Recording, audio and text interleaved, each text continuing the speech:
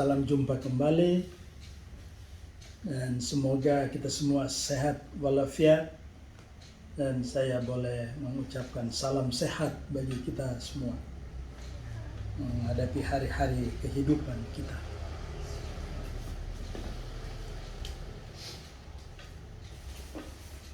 Pada kesempatan ini kita akan merenungkan lagi satu bagian Alkitab yang telah ditentukan, yaitu diambil dari pertama Petrus pasal 2 ayat 11 sampai dengan ayat 17.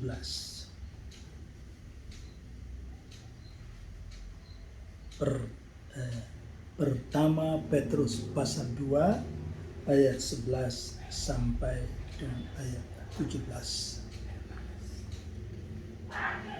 Sebelum kita lanjut, saya mengajak kita berdoa sebentar. Kita berdoa. Di hadapan-Mu kami tunduk diri ya Tuhan, memohon kehadiran-Mu di antara kami, supaya kami boleh mendengar dan menyimak dan mengamat-amati apa kehendak-Mu dalam kehidupan kami. Secara khusus melalui pembacaan hari ini, kiranya kami boleh dilengkapi lagi untuk mengenal kedalaman firman-Mu yang akan kami renungkan terus-menerus dalam kehidupan kami. Semoga kehadiran-Mu melengkapi kami dan hikmat-Mu mau mengajar kami apa yang harus kami tahu dan kerjakan. Demi Kristus Tuhan kami bermohon kehadiran-Mu, dan kiranya nama-Mu juga yang dimuliakan. Amin.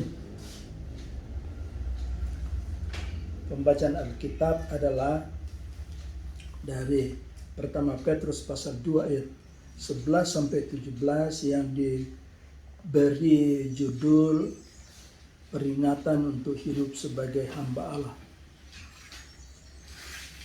Saudara-saudaraku yang kekasih, aku menasihati kamu supaya sebagai pendatang dan perantau kamu menjauhkan diri dari keinginan-keinginan daging yang berjuang melawan jiwa. Milikilah cara hidup yang baik di tengah-tengah bangsa-bangsa bukan Yahudi, supaya apabila mereka memfitnah kamu sebagai orang durjana, mereka dapat melihatnya dari perbuatan-perbuatanmu yang baik dan memuliakan Allah pada hari Ia melawat mereka. Tunduklah karena Allah kepada semua lembaga manusia, baik kepada raja sebagai pemegang kekuasaan yang tertinggi, maupun kepada wali-wali yang diutusnya untuk menghukum orang-orang yang berbuat jahat dan menghormati orang-orang yang berbuat baik. Sebab inilah kehendak Allah, yaitu supaya dengan berbuat baik kamu membungkemkan kepicikan orang-orang yang bodoh. Hiduplah sebagai orang merdeka, dan bukan seperti mereka yang menyalahgunakan kemerdekaan itu untuk menyelubungi kejahatan-kejahatan mereka. Tetapi hiduplah sebagai hamba Allah. Hormatilah semua orang, kasihilah saudara-saudaramu, takutlah akan Allah, hormatilah raja. Demikianlah pembacaan kita. Saya mau mengajak kita sekalian untuk mencari tahu siapa penulis surat pertama Petrus dan di mana surat ini ditulis. Sebenarnya penulis memperkenalkan dirinya sebagai teman penatua. Jadi penulisnya adalah seorang penatua dan saksi penderitaan Kristus. Itulah tertulis dalam pasal 5 ayat 1. Jadi bukan sebagai rasul tetapi seorang penatua. Seorang penatua itu seorang penilik jemaat yang paham tentang pengajaran Petrus dan yang sedang mengalami penderitaan. Itulah ia memperkenalkan dirinya, siapa sebenarnya penulis ini. Siapa namanya tidak disebut. Mungkin kita barangkali kita akan begitu cepat mengatakan oh itu orang itu adalah Petrus, tetapi sebenarnya tidak. Waktu menulis surat ini,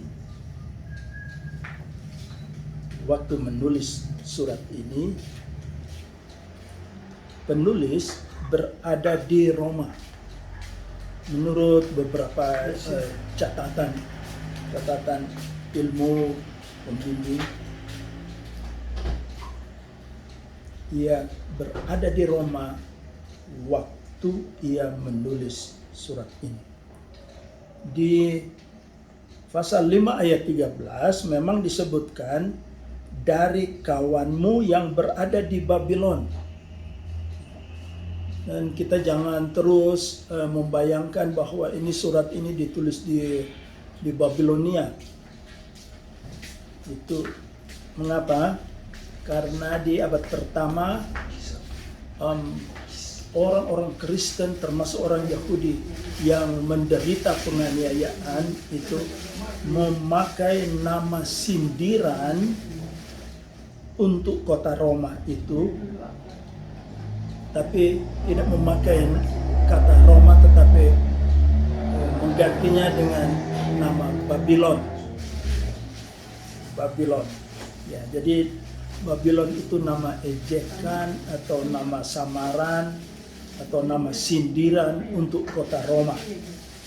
Jadi dari kawanmu yang berada di Babylon, sebenarnya dari kawanmu yang berada di Roma. Ya. Jadi surat ini ditulis di Roma. Pertanyaan selanjutnya, kapan? Kalau begitu kita tidak tahu siapa nama penulis surat ini. Ya, kita belum tahu langsung mengetahuinya. Ya. Dan selanjutnya kita juga mengajukan pertanyaan kapan surat ini ditulis. Tentang waktu penulisan surat ini, semua data historis purba menunjuk bukan pada waktu Petrus masih hidup. Sedikit penjelasan bahwa Petrus adalah sebagai seorang rasul, murid Yesus, itu yang hidup itu sampai tahun 60-an. Ada dua tradisi. Pertama yang mengatakan dia meninggal tahun 64, tetapi tradisi lain mengatakan bahwa Petrus meninggal pada tahun 67. Mungkin kita tidak harus mencari kepastian apa 64 atau 67, tetapi setidaknya tahun 60-an kita boleh sebutkan sebagai masa kematian penulis masa kematian Rasul Petrus. Oke. Jadi Petrus meninggal pada tahun, tadi saya katakan 64 atau 67 Masehi di abad pertama, dan surat ini ditulis jauh sesudah Petrus meninggal. Tradisi menyebutkan bahwa memang juga ada dua tradisi yang menyebutkan ya. Yang pertama menyebutkan bahwa surat ini ditulis tahun 80-an tanpa menyebutkan persisnya 80 berapa, hanya menyebutkan tahun 80-an, ya, berarti di zaman pemerintahan Kaisar Domitianus. Ya, tradisi kedua memang yang menyebutkan di zaman Trajanus, yang memerintah sampai dengan tahun 117 Masehi itu. Dan banyak yang memilih ya, bahwa surat ini ditulis tahun 80-an. Nah, tentang alamat surat ini disebutkan dalam pasal 1 ayat 1. Di situ ditulis orang-orang ya kepada orang-orang pendatang yang tersebar di Pontus, Galatia, Kapadokia, Asia Kecil, dan Bitinia. Ya. Di mana ini daerah-daerah ini? Ya. Kalau kita membuka Alkitab, di bagian akhir juga kita akan melihat daerah-daerah yang tersebar di Asia depan, kadang-kadang disebut Asia kecil, dan Asia depan itu mungkin kota pertama yang terkenal di situ adalah kota Efesus, ya, dan dulu pernah memang menjadi ibu kota provinsi di Asia kecil itu. Tetapi surat ini dikirim bukan saja ke satu provinsi, tetapi dikirim ke banyak provinsi itu. Jadi ada provinsi di Pontus, Galatia, Kapadokia, Asia Kecil. Jadi Asia Kecil sebagai satu provinsi dan Bitinia juga sebagai satu provinsi. Ya. Kalau kita membayangkan luas daerah itu sebenarnya kalau kita bandingkan dengan luas daerah Sulawesi Utara itu sebetulnya jauh lebih besar daripada daerah Sulawesi Utara.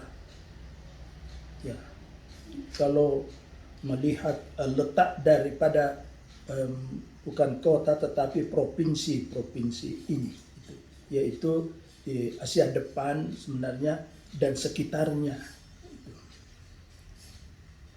Nah, tentang isinya penulis mulai dengan menyapa, "Aku menasehati kamu sebagai pendatang dan perantau." Jadi alamat tujuan atau pembaca mula adalah orang-orang yang disebut pendatang dan perantau. Artinya orang-orang asing. Kalau pendatang berarti orang-orang dari luar masuk sehingga mereka dianggap orang asing. Orang asing di tempat di mana mereka tinggal dan pada umumnya tanpa hak milik dan perlindungan. Begitulah keadaan di abad pertama itu. Ya, orang-orang nomaden, orang-orang yang pergian ke sana kemari itu adalah orang-orang yang merantau, orang-orang pendatang ya, yang tidak menempati satu tempat secara terus menerus. Perantau artinya orang yang merantau, orang yang bepergian dan tersebar di luar dari negerinya sendiri. Maksud penulis adalah menyebutkan kata kiasan pendatang dan perantau. Kalau begitu kita mencari tahu apa kiasan, arti kiasan dari pendatang dan perantau itu. Maksudnya itu adalah suatu kiasan tentang orang yang tinggal di dunia ini sebagai pendatang. Jadi sebenarnya yang dimaksud oleh penulis surat pertama Petrus ini, dia mau menyapa pembacanya sebagai orang-orang yang memang tinggal di dunia ini, bukan sebagai orang-orang yang tetap terus-menerus akan berada di satu tempat atau akan terus-menerus berada di dunia ini. Ya, itu maksudnya. Jadi orang asing yang terpencar-pencar, yang merantau keluar dari daerah atau tanahnya dan tidak menetap di satu tempat. Ya. Karena apa? Karena mereka adalah orang-orang yang hidup sementara saja. Nah, itulah arti kiasan di sini, bahwa orang-orang percaya adalah orang yang hanya hidup sementara di dunia ini. Karena kalau kita bandingkan di pasal 1 ayat 17, itu kita bisa mengerti kalau pasal 1 ayat 17, dia yang tanpa memandang muka menghakimi semua orang menurut perbuatannya, maka hendaklah kamu hidup dalam ketakutan selama kamu menumpang di dunia ini. Kata menumpang sebenarnya itu mengandung arti sementara, tinggal sementara saja, bukan rumah yang tetap. Dan sejak zaman dulu memang ada pemahaman, ada kepercayaan bahwa rumah yang tetap itu ada di sorga, gitu. Nah, jadi asing dan perantau merupakan kiasan untuk hidup dalam dunia ini. Ya.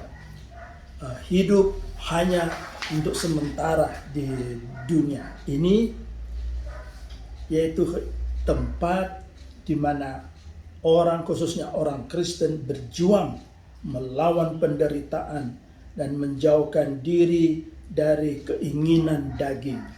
Yang di dalam pembacaan kita tadi di ayat 11, ya, kamu menjauhkan diri dari keinginan daging yang berjuang melawan jiwa. Ya, melawan jiwa, ya, maksudnya melawan roh Tuhan yang ada di dalam kehidupan manusia. Jadi di dalam manusia ada semacam dua kuasa yang bekerja itu. Ada keinginan daging, ada keinginan roh. Dan karena itu penulis mengatakan mau menggambarkan seperti perjuangan melawan jiwa, melawan keinginan daging. Dalam ayat 12 sampai ayat 14, ayat-ayat ini adalah nasihat untuk hidup di dunia yang nyata. Dunia di mana mereka tinggal pada waktu itu.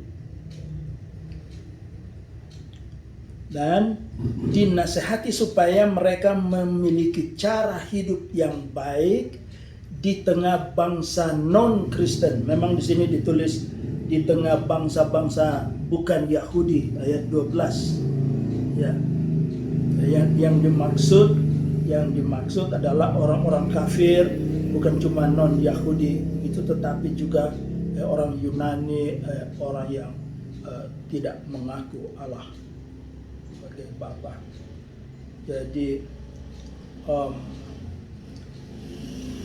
Jadi diminta oleh penulis supaya mereka tahu bagaimana hidup di dunia, di tempat mereka berada. Dan ungkapan yang sangat penting sini yaitu supaya kamu memiliki cara hidup yang baik di tengah bangsa non-Kristen.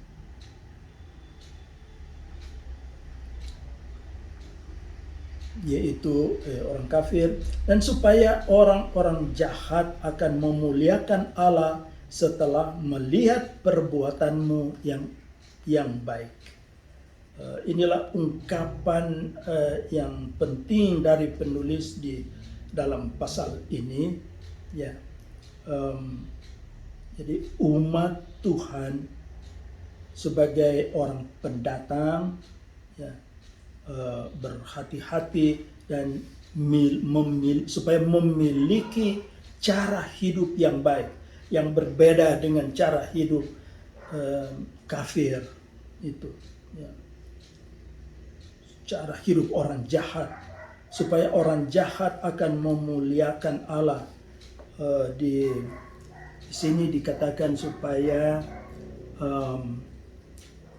orang durjana di ayat 12, supaya orang durjana dapat melihat tingkah lakumu yang baik, itu cara hidup yang baik, ya, yang kelihatan dari perbuatan-perbuatan kamu yang baik, dan supaya mereka memuliakan Allah pada hari Ia melawat mereka.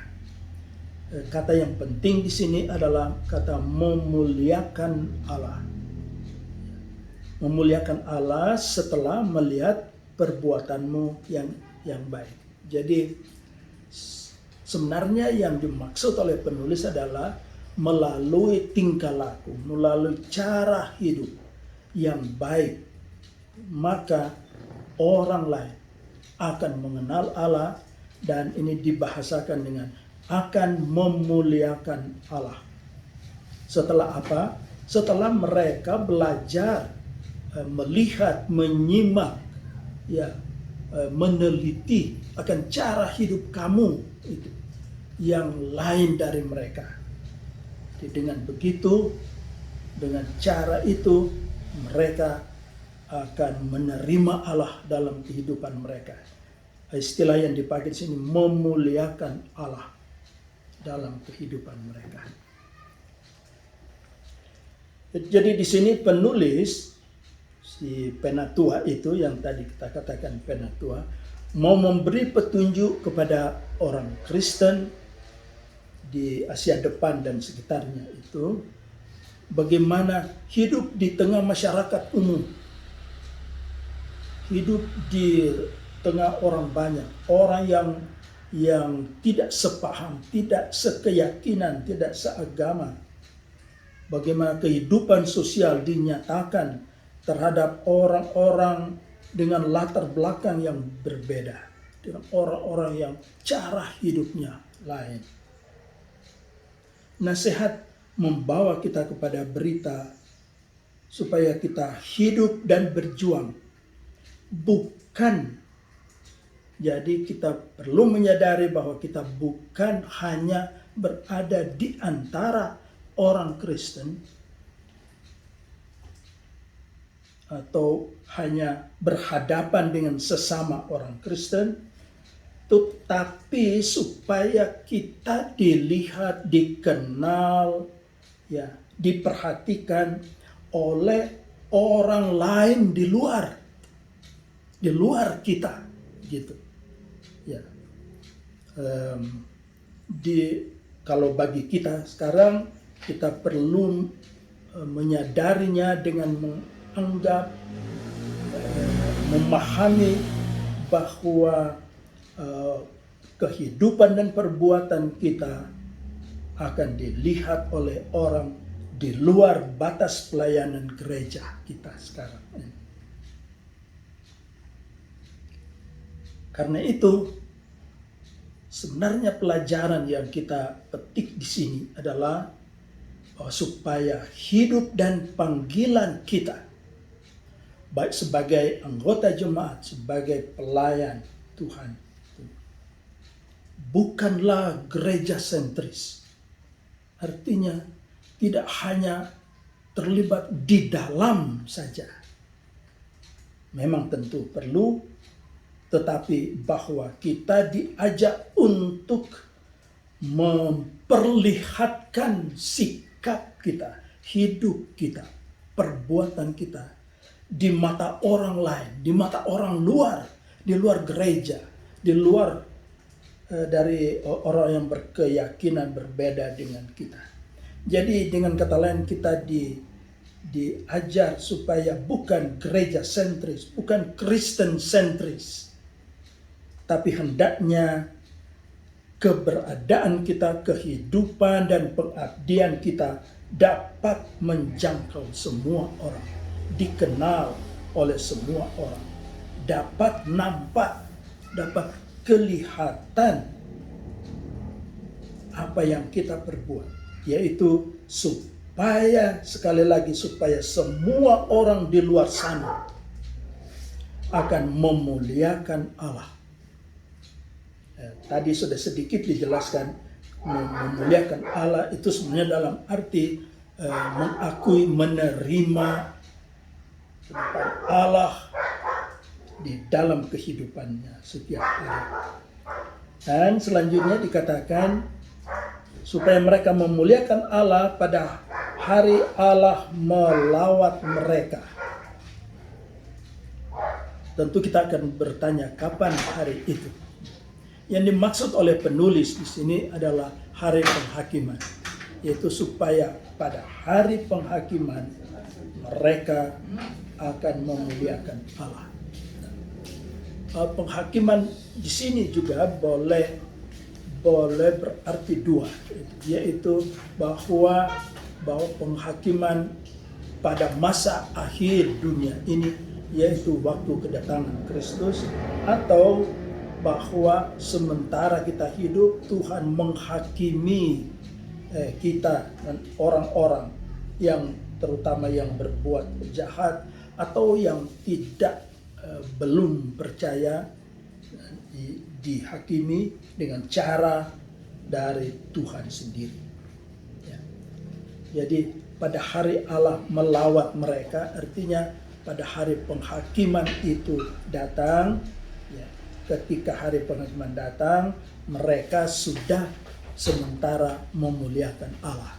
Nah, itulah harapan, ya, itulah dambaan dari penulis surat ini, supaya orang-orang jahat, orang-orang durjana, ya, orang-orang yang ada di luar akhirnya memuliakan Allah.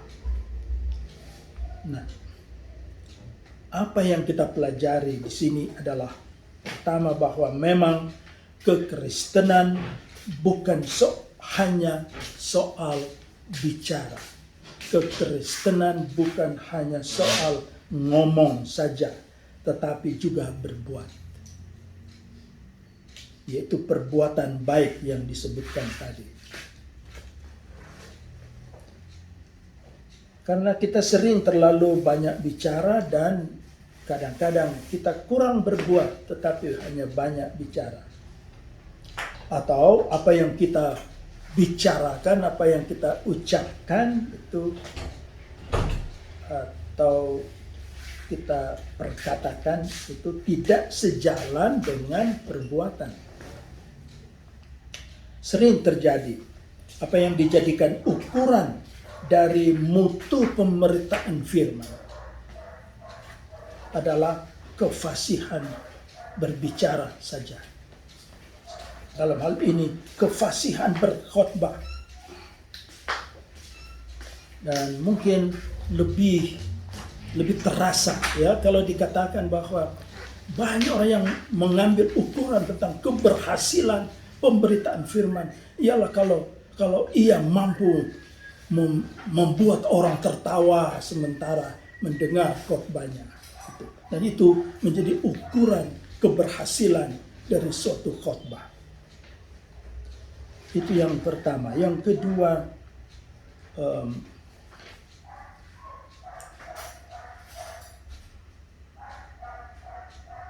tujuan daripada kesaksian Kristen adalah supaya semua orang, jadi bukan saja orang Kristen, tapi semua orang akan memuliakan Allah dalam kehidupannya.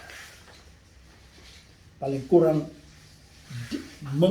ayat ini mengingatkan supaya supaya sebelum penghakiman datang, maksudnya sebelum kedatangan Tuhan itu ada begitu banyak orang-orang yang dulunya menyangkal Allah akan berubah menjadi orang-orang yang memuliakan Allah.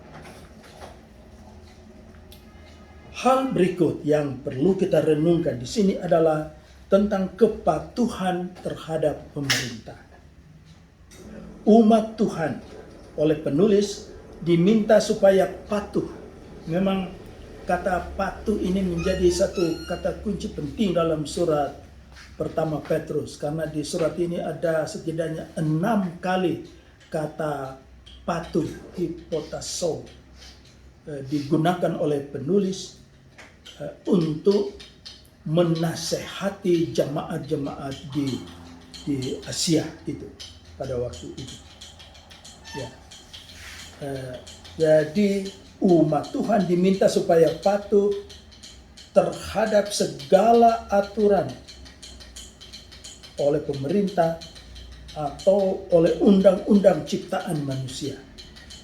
Itu yang dimaksud oleh kata yang digunakan untuk patuh, supaya patuh terhadap supaya patuh kepada semua lembaga manusia. Maksudnya kepada semua aturan undang-undang yang diciptakan oleh manusia. Jadi penulis mendorong supaya umatnya patuh, mendengar dan mengikuti. Baik terhadap raja sebagai pemegang kekuasaan tertinggi maupun terhadap para wali. Siapa mereka? Yang dimaksud sebenarnya oleh karena dikatakan pemegang kekuasaan tertinggi, maka pada abad pertama itu pemegang kekuasaan tertinggi adalah kaisar. Jadi sebenarnya raja yang dimaksud di sini kaisar, patuh terhadap kaisar, dan di samping itu patuh kepada para wali. Wali itu terjemahan dari kata yang sekarang dapat kita mengerti sebagai gubernur. Jadi wali dalam arti gubernur dari provinsi-provinsi yang disebutkan di pasal 1 ayat 1 itu. Ya.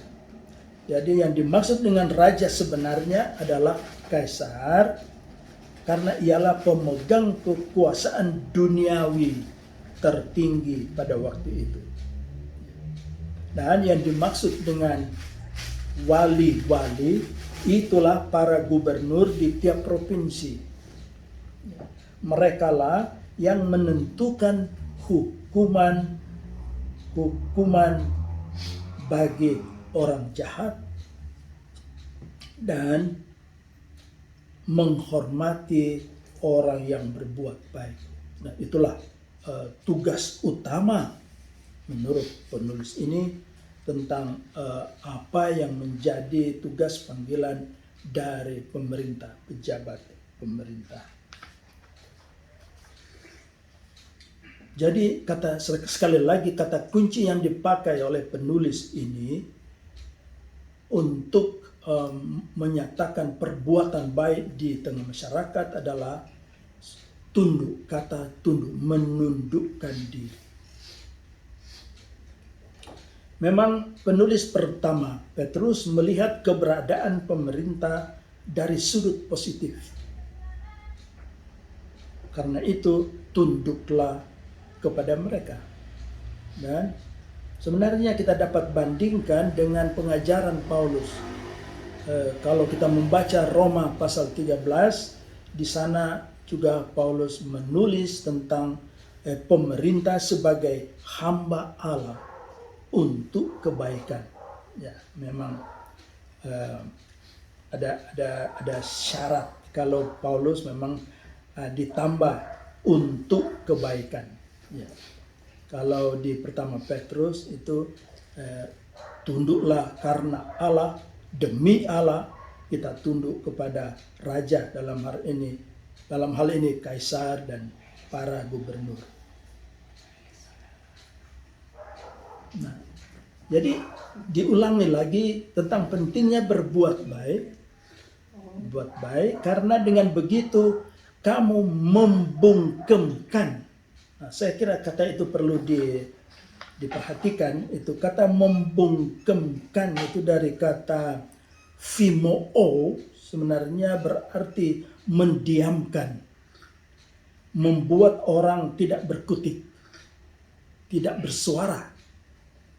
Ya, jadi hanya karena dengan begitu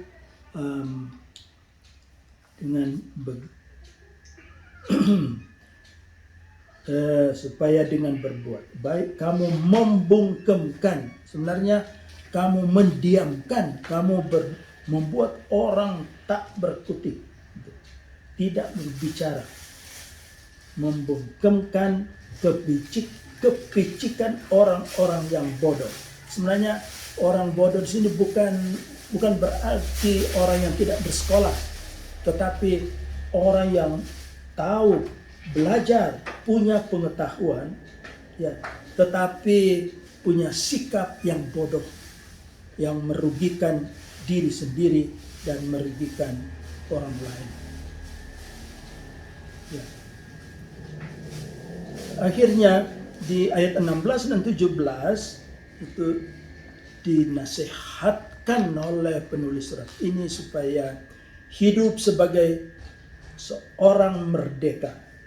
Hiduplah sebagai orang merdeka dan bukan seperti mereka yang menyalahgunakan kemerdekaan itu untuk menyelubungi kejahatan mereka.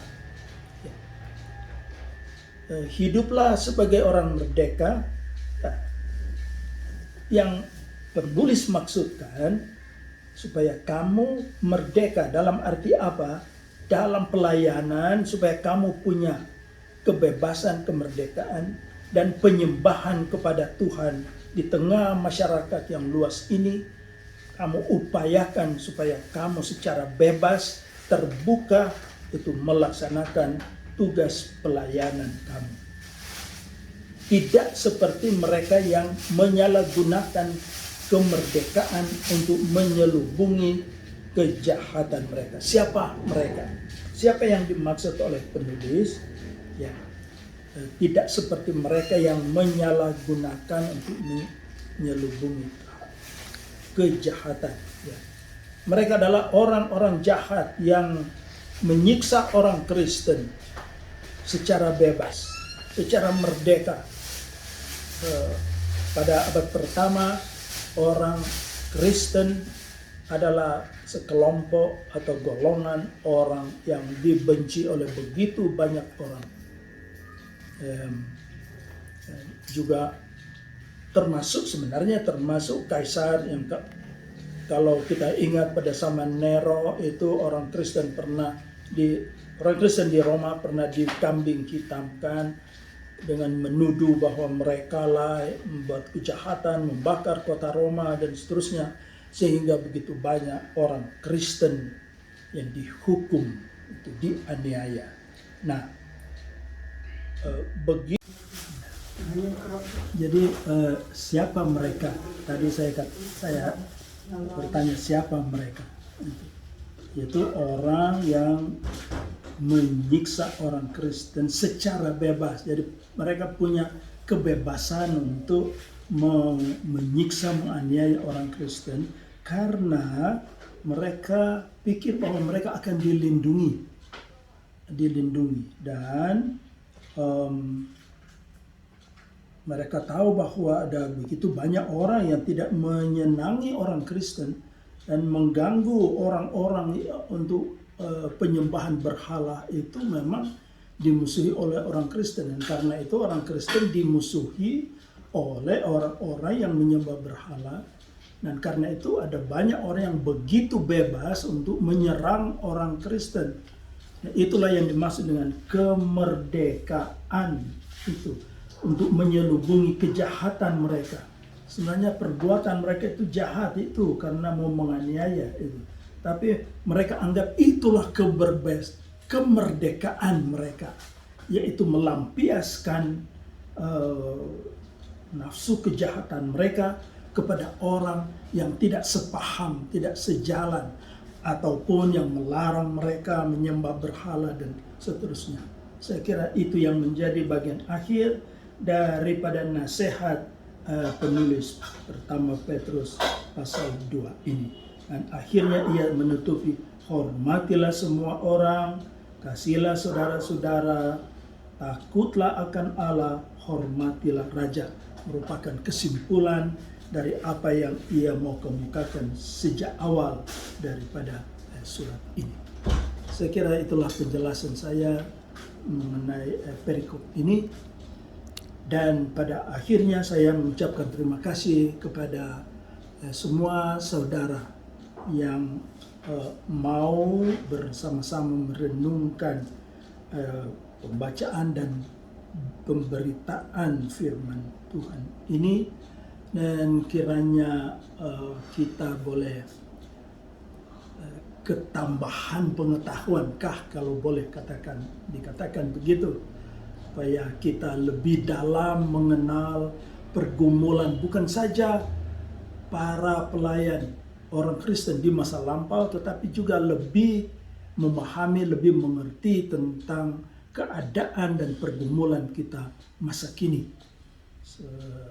sehubungan dengan tugas dan panggilan kita sebagai orang Kristen. Saya kira sampai sekian saja dulu.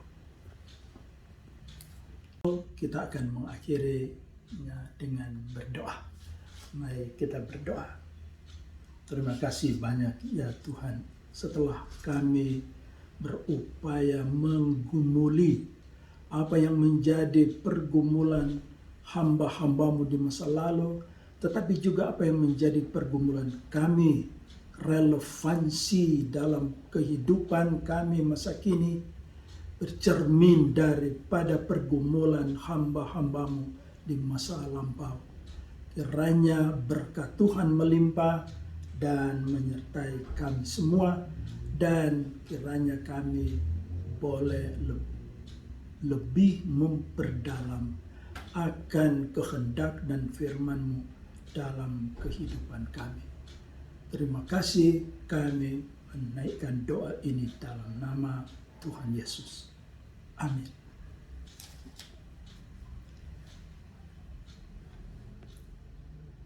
Masih akan menimbulkan pertanyaan atau keinginan untuk mendiskusikan lebih lanjut, dan untuk itu saya menyarankan untuk menulisnya dalam